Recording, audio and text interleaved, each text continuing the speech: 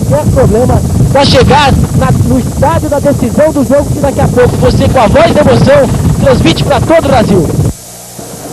Obrigado. Está aí, portanto, o ônibus do São Paulo Futebol Clube, que continua se aproximando do estádio Cícero Pompeu de Toledo, no Morumbi. E aqui no Morumbi, vamos às informações, vamos a um giro dos nossos repórteres. Vamos lá, Datena.